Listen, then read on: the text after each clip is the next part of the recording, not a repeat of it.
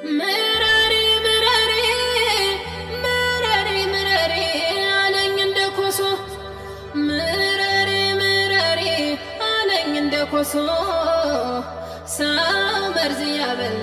አማርኛ ተናጋሪዎች ቋንቋ ተናጋሪዎች እዚህ ጋር ምን ተፈጠረ ለምትሉ እዚህ ጋር የምታዩት እህታችን በዱባይ ሀገር አረብ ሀገር ላይ በአረብ ሀገር ቤት ውስጥ እየሰራች እያለ ከነ ወንድሟ ከነ እህቷ ዱባይ ሀገር ላይ ነው ያሉት።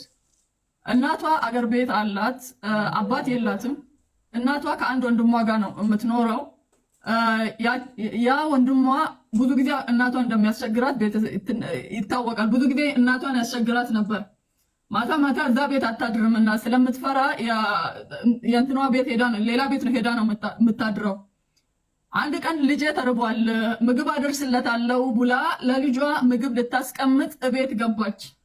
እናት ቤት ስትገባ ልጅ እናቱን ይዞ አርዶ እጅና እግሯን ቆራርጦ ቤት ውስጥ ደብቆ ቀብሮ ወጣ። የወለደችውን እናት ማለት ነው። ቤት ዘግቶበት ወጣ።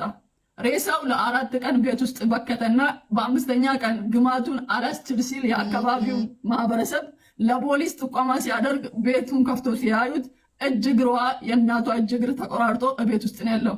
ልጁ አሁን ላይ በህግ ስር ነው ተይዟል።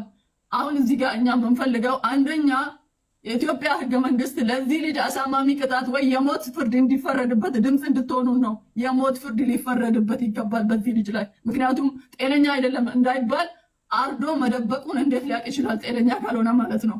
ገሎ በእጅ እስከ መቆራረጥ ድረስ የወለደችውን እናት። ሁለተኛ እቺ እህታችን ቪዛ ከተሰራላት አረቢቷ ወይ ደግሞ እሷ ጋር የምትሰራው ሴትዮ 2 ወር ነው።